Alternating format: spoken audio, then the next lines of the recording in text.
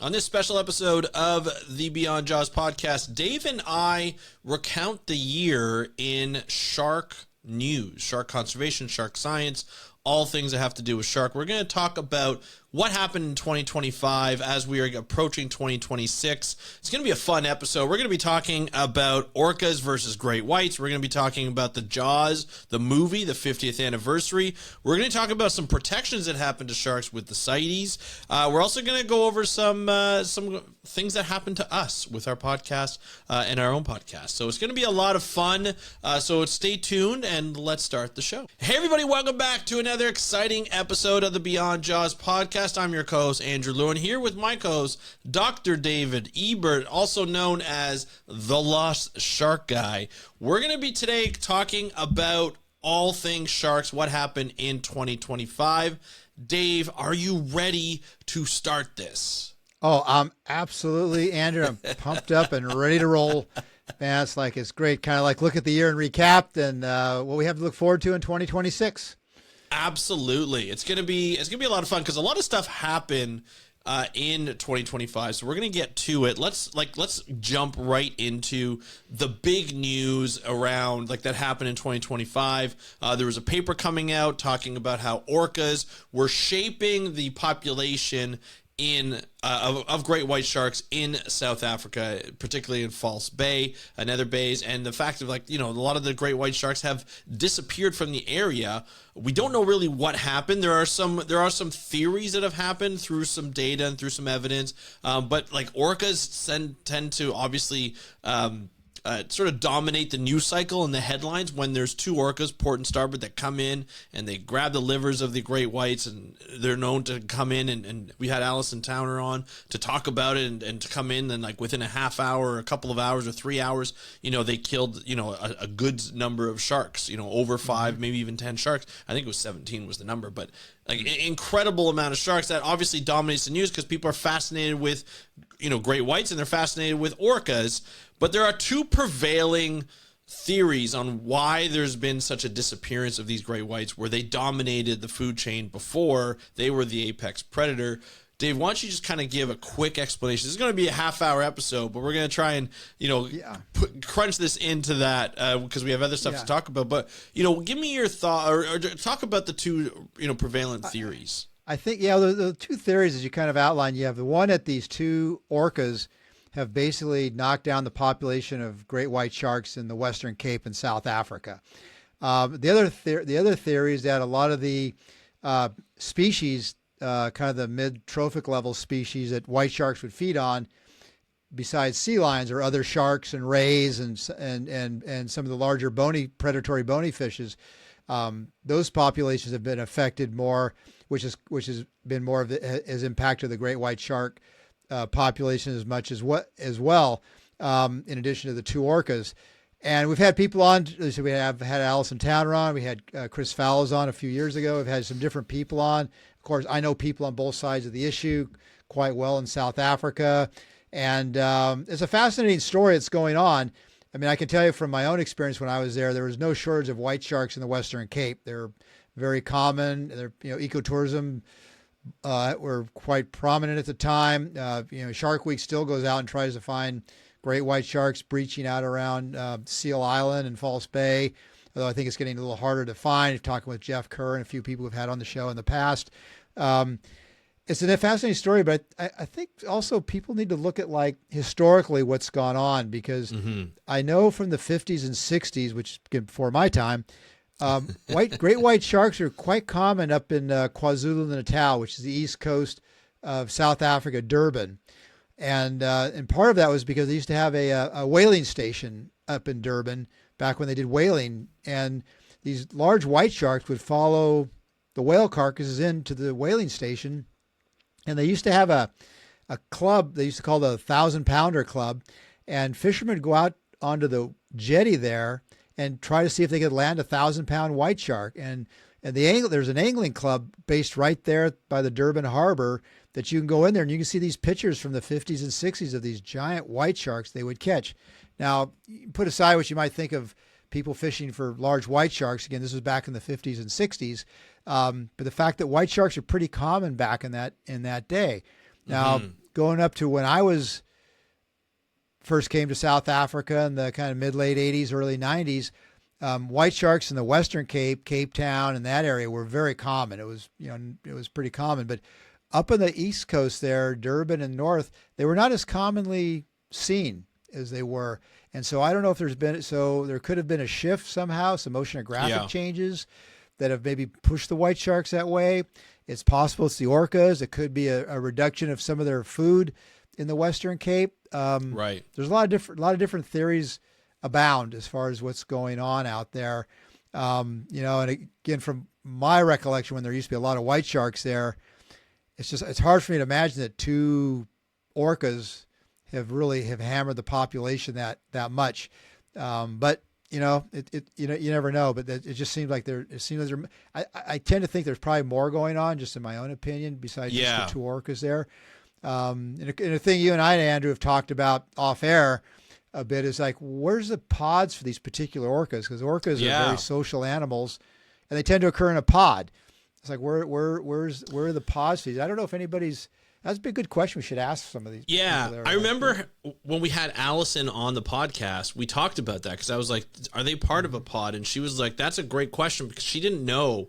There's nothing known about these orcas because nobody followed. I guess it would be difficult to predict when they're going to come in, and when they do come in, what do? You grab a helicopter? I mean, your drone can only go so far. A boat's not going to keep up with orcas and try and track them. Maybe you can track them from the air, like a helicopter or a plane, but even then it's difficult. So maybe if you know they're in the area, maybe you can send something up there. But we don't really know a lot of the research that's been done on orcas down in South Africa. And if anybody's watching this, please let us know, because we would love to have a conversation with those researchers and the people who've done work or know more about them. But I do think it's interesting too, because you look at back in the 50s, and you said that Durban was popular. I'm looking at a map right now. Durban and Cape Town are pretty far from each other, going ocean wise, and so maybe. And it's possible, completely possible, that Durban population may have come down over to Cape Town and Mossel Bay and so forth. But we don't know that. We don't know if that's the same population, and we don't know if that population has gone back up there, if it's that same Maybe we'll know a little bit more if they've been tagged now that we've done a lot of research. Like, there have been a lot of researchers now that have looked at that population ever since the air jaws thing started, right? Right. Well, the other thing too is we know these white sharks move around, and kind of a little story. This is something we probably should have done. We may do a story in the new year on this.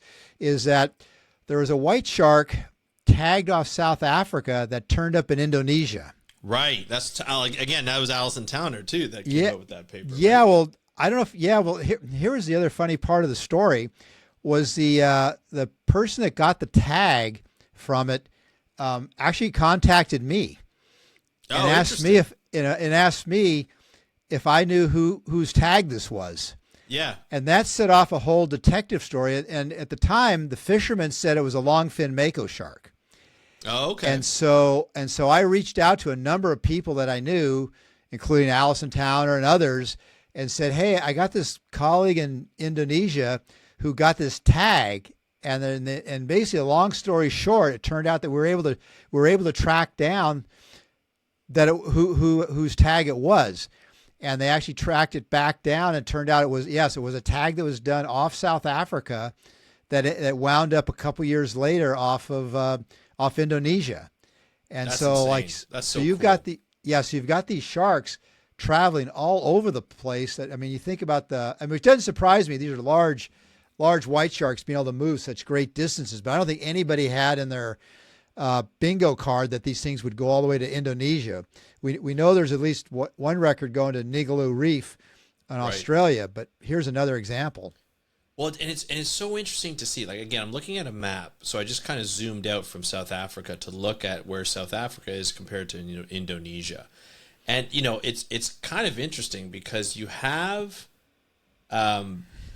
Well, I guess, Indonesia is so... Where was it off the coast of Indonesia? I forget the exact location off Indonesia. I forget the exact... Okay. I want to say Sumatra. I can't remember exactly, but it was... I can't remember what it was... because it's cool, because it's like, I guess, the lower part of Indonesia where you have like North Sumatra, West Sumatra, like the Sumatra Islands here.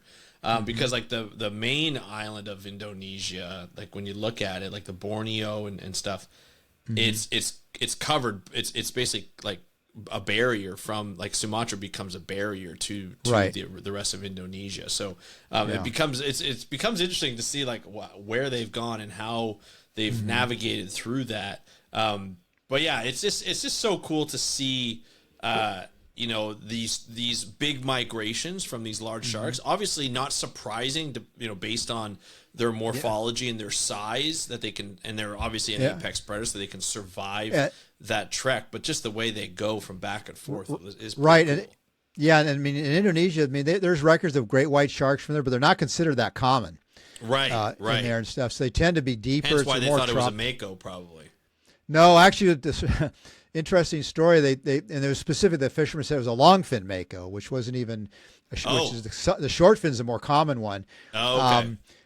It turned out after a lot of and this was kind of there's a longer story.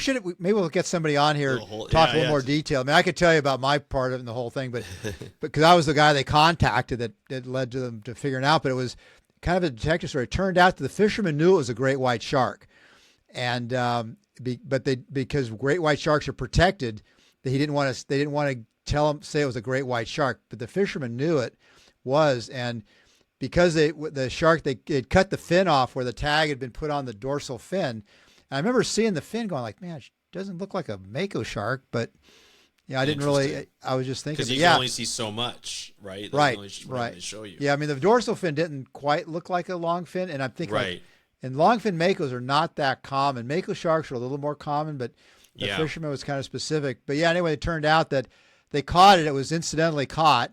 And I can speak from experience in Indonesia. You catch anything there, you're not throwing it back. It's protein to eat and stuff. Yeah, and so, but the fisherman was afraid he might get in trouble for having caught a great white shark. Right, but he knew it was a great white. I got you. Yeah, but he knew what it was, and so.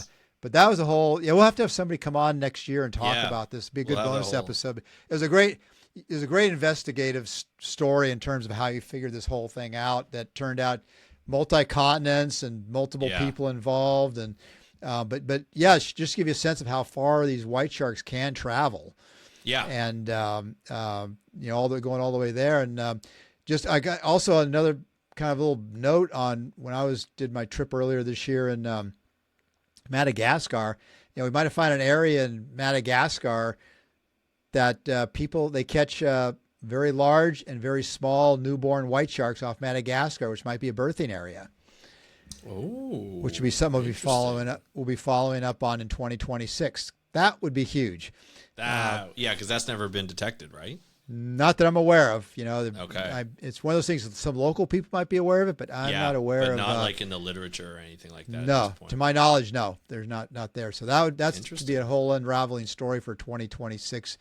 People might stay tuned. Giving it away, Dave. Giving it away. I like it. I like it. Giving them what they want. It's a good teaser for next year to look forward to. Yeah. And speaking of great whites, we had a pretty big anniversary of the movie Jaws this year. It was to the 50th anniversary in 2025 of Jaws. We did a special episode where we had Lisa Natanson, we had Greg Scoman, we had Chris Lowe, and all of them had very, very great big memories of Jaws, where they were, how they thought, or what they thought of the movie as their researchers. We often refer to you and that group as the Jaws generation, because a lot of research money came in because people want to know about great white sharks in that area and how that's going to change, and what they would just want to know about sharks. And it kind of spurred a huge curiosity about sharks, which obviously spurs science funding and being able to do a lot of new things with sharks that we've discussed over this podcast a number of times. And so that was cool in terms of being able to do that. Jaws has really molded, what people think of sharks. There's obviously the predominant feeling of being scared in the water, not having control when you swim compared to these massive animals. And then, of course, there's what I just mentioned, is that the spurring of funding. So, because government officials all over the place, including California, obviously the movie took place in Cape Cod, but this is in California, where they were like, we wanted to know why there are great whites here and what they need to do. And then it became like such a important conservation story, such a successful conservation story, where on both coasts, the East Coast and the West Coast, you saw an increase, and you continue to see an increase in great white sharks. And so that's phenomenal to see.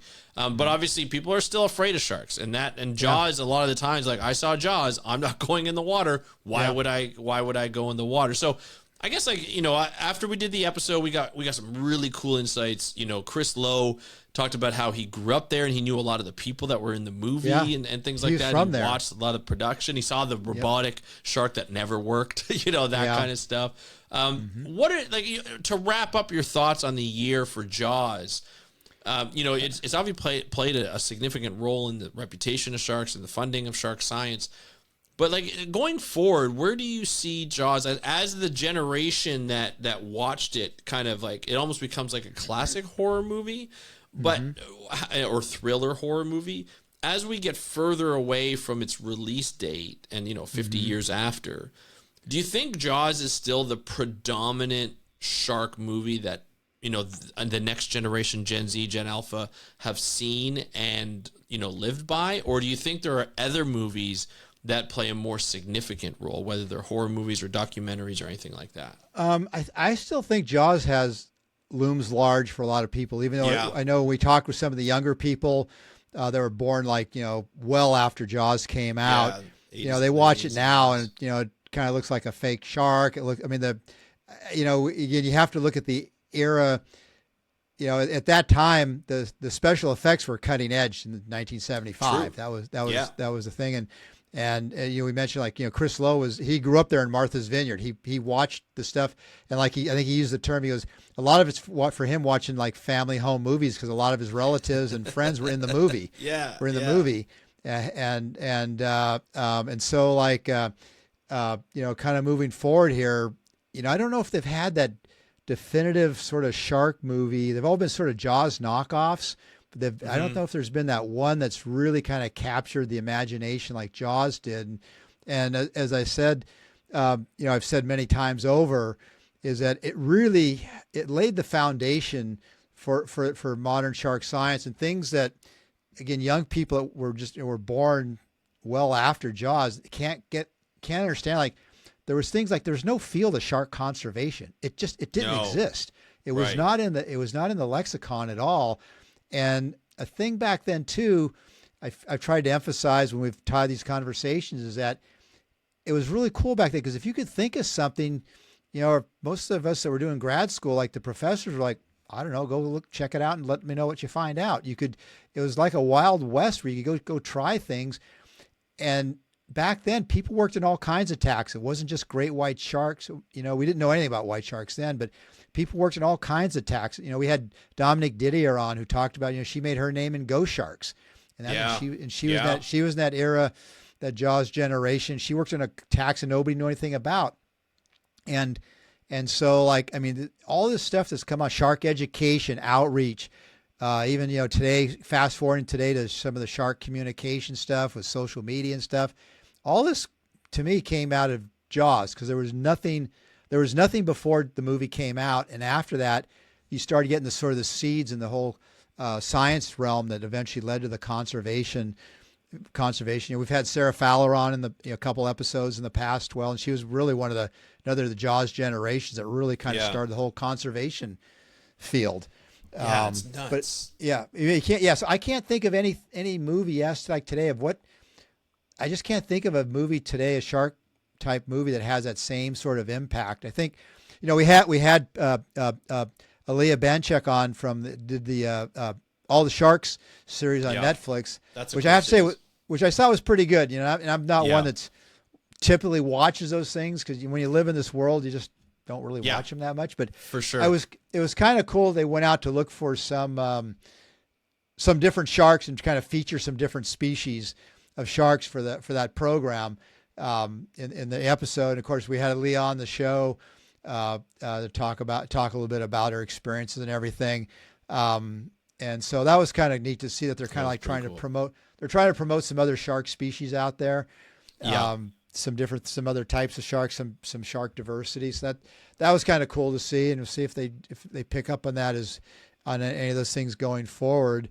Then you have a lot of the standard stuff with whether it's Shark Week or Nat Geo Shark Fest, where they get back into just doing white sharks, which is the same thing over and over again. Kind of my opinion. That's what I liked about all the sharks it was the refreshing attitude of like, let's talk about different sharks. And they'd have like almost like a little panel that would pop up when there was a new shark that was discussed on the show, and you got to understand that there are a lot more diversity. There's a lot more diversity to sharks than just the iconic ones that we know, the tiger sharks, the great whites, the bulls, and so forth. Right. Well, it's kind of gone in reverse, because when we started out, my generation, we were studying everything. I mean, there was no limit. Yeah. We were looking at, and it's gone the opposite way. And I think partly, the phenomenon of shark attack was definitely something that a lot of these things focused on in the 80s, 90s, and into the early 2000s. And then you started getting a lot of the spectacular white shark stuff, which it's pretty spectacular to see them when they breach. I mean, there's no question about that. No doubt. But there's been there's just still, but it's gone to where everybody wants, especially with social media now, everybody wants to go out and film themselves with a white shark or a tiger shark, which I think is kind of nuts. But because you're playing with a wild animal that you don't know what's going to happen. No, exactly. And so versus you do see there are some people out there that feature some lesser known species, which I think is really cool, which is good. But particularly grad students coming through, and I always harp on this, find something nobody's doing, and that's going to be your shortest distance to making a name for yourself. Work on something nobody else is doing. And then that's where you make your name. That's where you make your name for yourself in the field. No doubt. So Jaws, it was 50 years. I think it's still the overall shark movie that people will point to, even if younger people today think it looks hokey. And admittedly, I watched today, it's a good story, but the shark looks a little more hokey. But as I say, when I was in high school in 1975, that shark looked pretty damn real at the time for what we knew about sharks. Yeah, absolutely. It scared the hell. I wouldn't go in pools because of it. That's how much it scared the hell out of me when I was a kid. Yeah. For sure. Yeah. Absolutely. Well, and with research that spurred with this movie and the development of a shark science and conservation field, conservation became a really big part of the field, because we realized that sharks were being fished at such a phenomenal rate. They still are fished at, they're overfished in a lot of places, especially the high seas, but even within a lot of the country's borders, because it's really difficult to patrol all the time to stop overfishing. And we know there's a lot of problems with that. There's been a lot of success in protecting some of these sharks, but we saw some big protections this year using CITES. And so, Dave, why don't you just kind of talk about what CITES is, why the protections became better, what those protections were, and how it's going to protect these species. Yeah, well, CITES is basically it's a conservation tool, really, to protect its conservation and trade of endangered species. And they had a number of sharks, particularly shark groups. Probably the biggest one that they put in some protections are for the gulper sharks that they had in, because they're deep sea sharks. They're easily overfished, and a lot of people go for them for the liver oil. And we've had a number of people that have been on our podcast, like Britt Finucci and others, were involved with that and stuff. Big thing I have, and anyway, there's a whole number of tacts that they're developing or going to be implementing some protections, but a lot of things we just hit on this too, is that there have been some really good stuff with some shark conservation. The white sharks in North America have been an astounding success, and I think that should be highlighted. I don't think people should, highlight that enough. But in a lot of these countries, it's where they have these things. Food security is a big issue, and it's really hard. You talk about can you go out there and really enforce this? And it's again, I've been to a lot of these places. How do you go into some places where malnutrition's over 50% of the population, and they catch a shark, and they're just trying to catch anything for protein, and you say, you shouldn't catch that because it's endangered or something. You can't do that. I just from a humanitarian standpoint, you just can't go in there and tell these people, in a village where they might catch something, because they're not using, it's pretty, I use the term primitive gear. They're not using like big commercial industry. It's not like some of these sort of factory ships that are out fishing on the high seas and stuff. That's a different story. I'm talking about some extremely poor countries that they're catching things, and the government's not going to go in realistically and tell them, well, you can't catch that shark, because you're talking literally people. And it's an interesting topic we've talked a little bit about over the years and stuff, and maybe it's something we could do for next year, have a few people on, have a little more of a panel discussion about it. I have to say one thing, I think I've talked off air about this, and I've talked to a few colleagues of it. When I was watching the whole CITES thing going on in real time with the pictures and stuff being posted from, it was held in Abu Dhabi, and it was a very opulent event. I mean, it was high end, really ritzy, to use the term. And honestly, at the time, I just come out of Madagascar, which is like the third poorest country in the world. Yeah. And it's really hard for me to see people going to a very opulent event like this, mostly from developed countries, making decisions for people in developing countries, poor countries, on what they can eat and can't eat. And I philosophically have, that's just a personal thing. And I have a lot of very good friends there, and I know they're very committed to what they're doing. Yeah. But the optics of it, to me, was, I had some problems with the optics of it. It was just kind of hard to see. And I think they need to find a little better way to be able to do these types of things, but not present it in such a way that, hey, we're from the Western world, and we're going to tell you how you need to be eating and catching stuff in Madagascar, or pick your country, It makes complete sense. I mean, there was obviously a bit of a disconnect in terms of, coming in from Abu Dhabi, where everything is very high class, to going to a situation where, it's not, there are people who are literally fighting to eat their next meal, and a lot of those are fishers, and they're gonna eat whatever they can, and so it kind of goes towards the ability of, are these CITES regulations going to be met? And that's the challenge, right? In these poorer countries these developing countries where there's a problem with that, and they need to eat, and sometimes they can't get it, and so they're going to do whatever they can to eat. Obviously, not the good thing for those species that are being, attacked or caught, but also it's something that we need to make sure that we're focusing on. So I don't have a solution for it, but it's just something that you see there, and because I work in that world, and I see that, and I cross over to both sides of it, and I think a lot of people. Well, I mean, just tell you you've heard my career. I mean, a lot of people wouldn't go to a lot of the places I've been to in my career. They just wouldn't go there. Right. Yeah. And when you're on the ground, you see there. It's a very different experience than when you're sitting in, like, say, Abu Dhabi, making these decisions, or sitting in some other place. And so, you just have an appreciation. But I think it'd be interesting to see. But that was the one. I think what happens too, though, is it's a lot of this is trade. So it's more of like bringing over borders. So a lot of the, sharks are caught for a lot of medicinal purposes. So, it's not necessarily for food for poor fishermen. Mind you, they could sell that food that they catch for probably a pretty big amount. But that trade won't get over to the countries that bring it in bulk, that are trying to make more of a profit from it, instead of, trying to support local fishers and things like that. So I think it's an important aspect. The big thing is, it went from, I believe it was Annex 2 to Annex 1, or Annex 1 to, I never remember which one's the more. Yeah. It went from less strict to more strict for the Convention of International Trade in Endangered Species and Wild Fauna and Flora. That's what CITES is Convention of International Trade in Endangered Species. I never remembered. I had to look it up myself, Dave, so I didn't want to put you to... No, it's okay. I always forget to.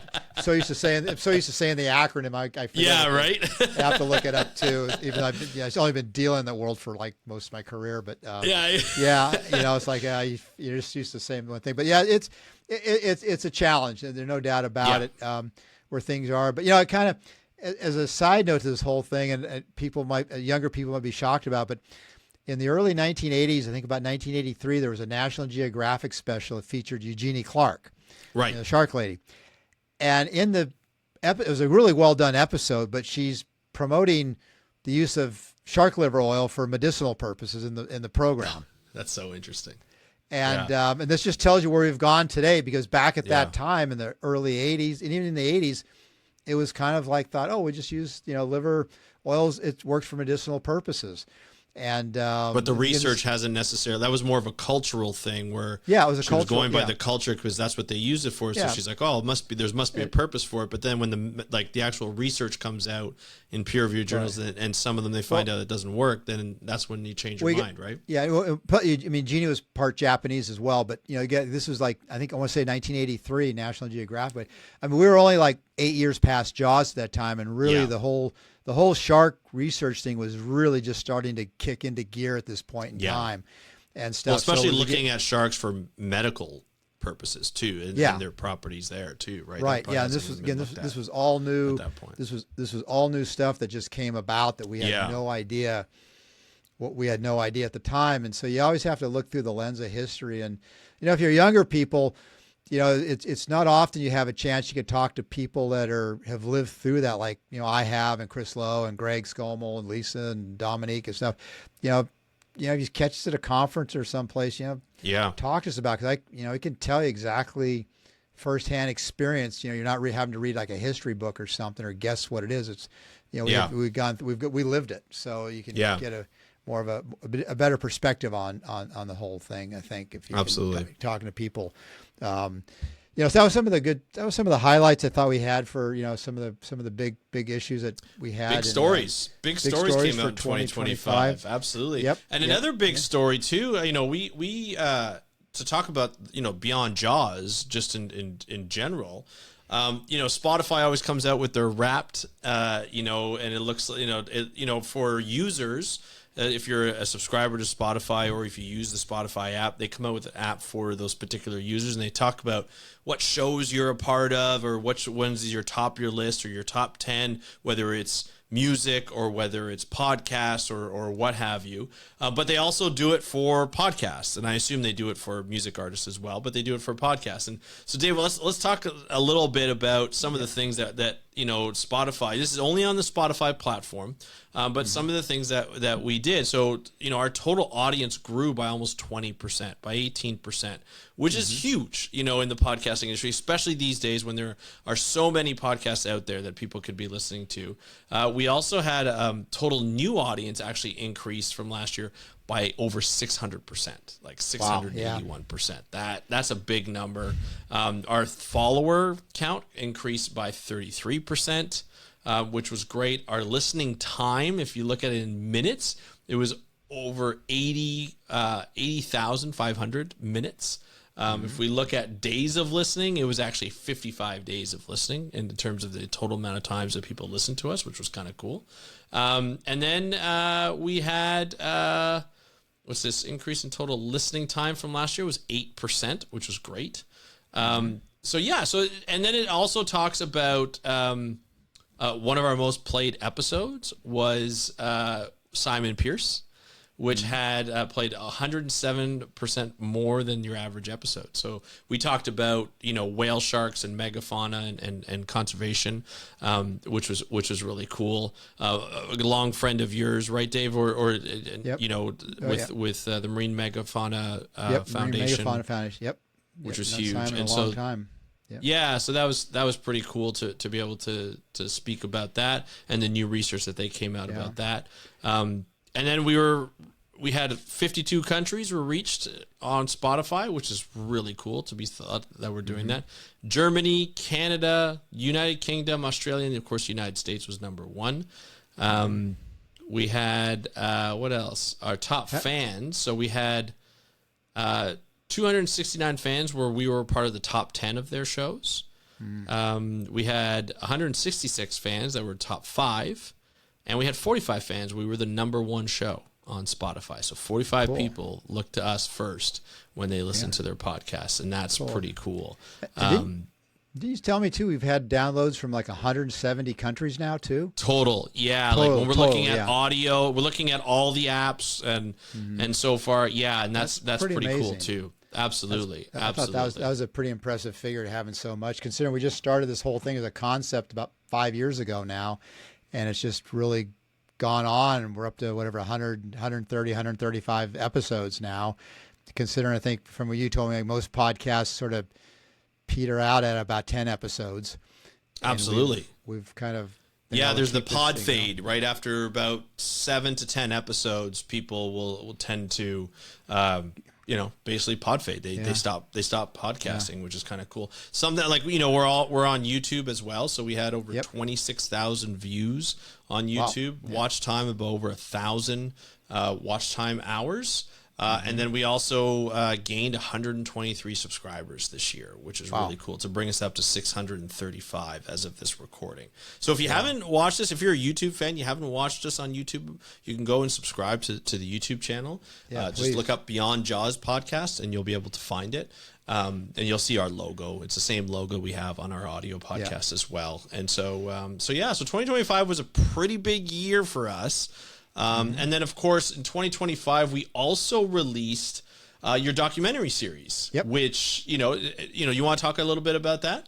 Yeah, well, kind of thanks to funding from the Save Our Seas Foundation, we started, originally it was a Keystone grant that I was basically, the grant is to raise awareness of lost sharks, these little known species that we talk about frequently. And as part of the thing, I wanted to do a bit of a video documentary series, which we started. It's called Searching for Lost Sharks, Extinct or Alive. And we got the first 4 episodes are posted now. And I have to say, it's been an amazing experience. It was just something I'd never thought about years ago when I started my career. I'd be sitting here now like doing documentary, but it's kind of cool because I can tell the stories the way I think the stories should be told for these little known species. Mm-hmm. And if you haven't caught them, please go there and please subscribe. We launched the first one in late January. On the YouTube channel, I'm already up to 386 subscribers, and which I'm amazing considering. Which I think you only had maybe 15 at the beginning, right? Yeah, or something like that. It was like 10 or 15 when I started. And so I've just kind of really put it out there. I'm going to try and put some more content up, I think, going into the new year. And we're working on the initial series plan. We've got about 10 episodes planned. We're working on episode 5 right now. It's taking a little longer because it was kind of a new thing for us. So it's taking a little bit of time to work through. But I hope you enjoy this episode. The last episode 4 talks a little bit about the story of finding new sharks, as well as the story of how Jaws laid the foundation for modern shark research. And the short stories are like anywhere from 7 to 14 minutes, kind of trying to average in around 10 minutes or so of things, but just tell a little story on what's going on in the shark world and stuff. And I've got some more stuff planned for the coming year, and we'll be going out, and some of the places you hear us talk about, like more recently Madagascar and stuff. We'll be talking. There'll be stories featured on some of these different lost shark species. In fact, the last episode we talked about 10 new species discovered and stuff. Unreal. It's got some good. We talk about one species that may have we haven't been able to find, might have gone extinct, but why one may have disappeared. We've found 10 new ones. Yeah, exactly. So check them out, and please, and for both the Beyond Jaws and the Lost Shark Guy YouTube channels, please subscribe, because it definitely helps us with future support and everything.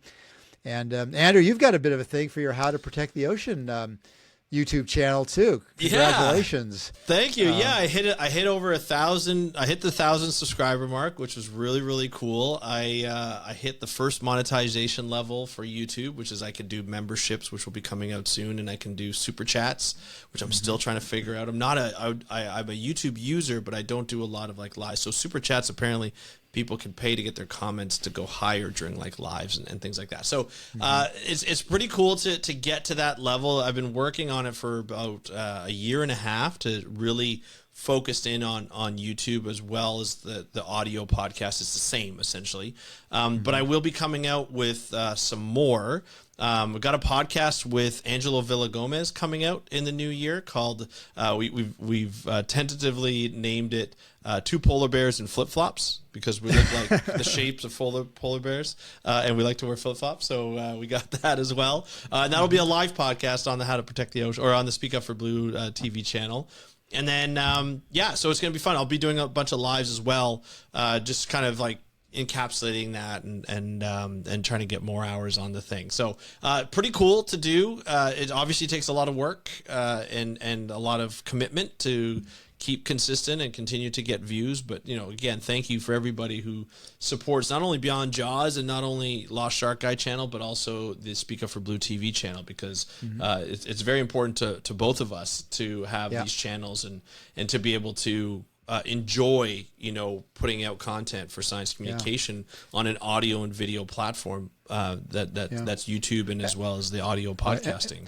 And please leave us comments either on our YouTube channels, or you can always hit on Instagram too. But please, on the YouTube channels, leave comments, because we're always interested to get feedback on absolutely on both those things. And so we're really kind of trying to, especially for me, Andrew's been in this world a little longer than I have. It's just kind of, for me, it's kind of something new challenge. If you're always trying to challenge yourself with some new things, and for me, this is definitely a completely new challenge for me, and I'm enjoying it. So, and a lot of fun. I blame Andrew for it, but it's like it's a good blame. So it's like, but before we let you go, something that we haven't really talked about that I feel like we need to talk about is a big accolade for you, Dave. You did get an award this year, the Ed Ricketts Memorial Award, which is presented by the Research Activity Panel of the Monterey Bay National Aquarium. Look at that. He's got it right up there, which is awesome. I'm going to read out a bunch of stuff because I think this is something that's really cool. It goes to individuals who have shown exemplary lifetime contributions to marine science, conservation, and education. It is named after Ed Ricketts, a pioneering marine ecologist whose work and holistic approach to natural history inspired generations of researchers. The award also includes an invited lecture, which has already happened, and you've posted some videos on your YouTube channel at Lost Shark Guy, lecture as part of the annual ceremony. And in December 2025, you were honored with that award for your career-long dedication to shark science, taxonomy, conservation, and public outreach. And the event was at the Sanctuary Exploration Center in Santa Cruz, which was really cool. Just a little bit about you that sometimes I didn't even know this. I knew you wrote a lot of books, not just like 5. That's a lot. This is a crap ton. You have 38 books that you have under your name, and over 800 scientific publications. Dear Lord, on sharks and related fishes. That's unbelievable. Serving in leadership roles, such as the past president of the American Elasmobranch Society and an advisor to the IUN Shark Specialist Group and the United Nations Food and Agricultural Organization. Appearing on television, including BBC, Discovery Channel, National Geographic, and as a regular on Shark Week. Leading expedition and the Good Shark Week, part of the Good Shark Week, not these like bad ones, but the good ones. Yeah. Leading expeditions in search of some of the world's rarest shark species, co-hosting Beyond Jaws podcast, founding of the Lost Sharks Project, and of course producing the documentary series Searching for Lost Sharks, Extinct or Alive, which we've talked about. So this is a big award. It recognizes scientists who have significantly advanced knowledge, appreciation, and protection of the marine environment, while also excelling in communication, mentorship, and collaboration. I think a lot of your students can agree on that. Dr. Ebert's or Dave's work aligns with those goals because of both technical research and his efforts to bring sharks into a broader public understanding. Congratulations. Like this is amazing, dude. Like a lifetime achievement award. Yeah. That's a huge honor. Like that's a huge thing and very well deserved. Coming from you, like from me, like as your friend and to somebody I look up to see you get that award and get your accolades and get your flowers is really important. And it's definitely deserved. First of all, how do you feel about the award? And then tell us how the lecture went. I feel great about it. It was completely unexpected because, I've been aware of the award. And some very prominent people have received this award over the year. I think it's first was awarded in 1986, but there's some very prominent people, and so to be kind of considered in the same breath as many of these other legends in the field of marine science and conservation and education, it was just amazing. I was floored when I was contacted and told I was been awarded for this thing. It was just amazing.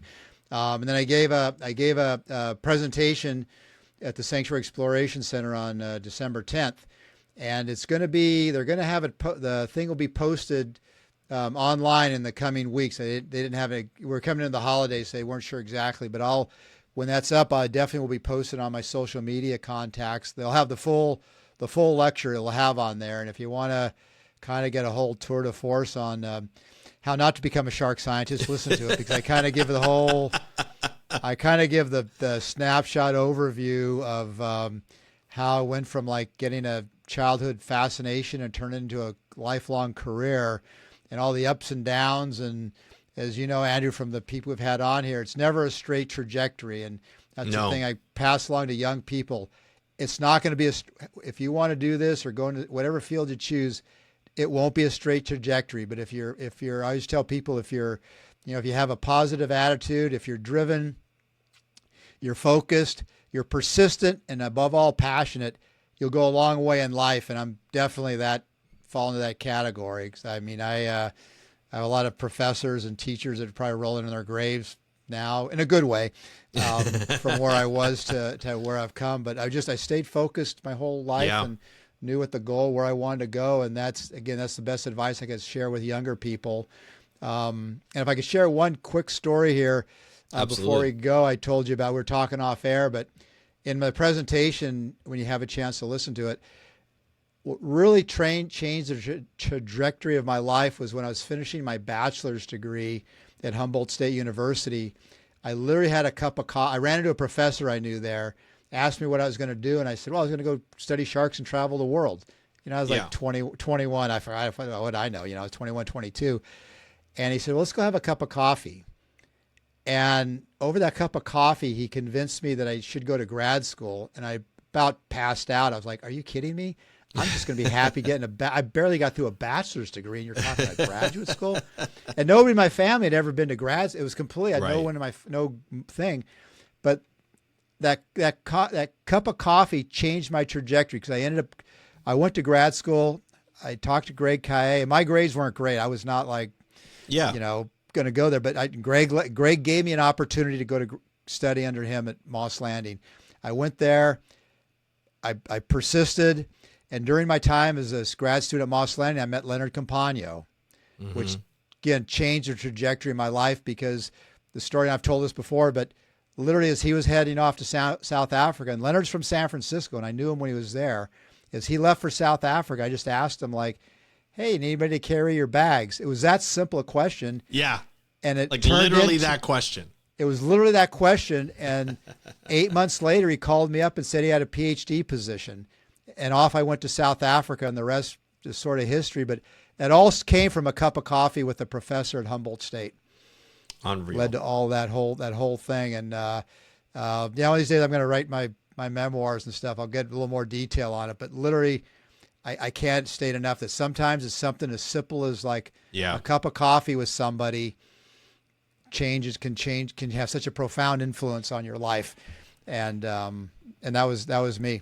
That was the professor. The professor at Humboldt was John D. Martini. He was an invertebrate professor there, and that cup of coffee changed my whole direction in life. So you just never know. It's all about networking. It's all about meeting new people. It's getting to know your professors, having coffee with them.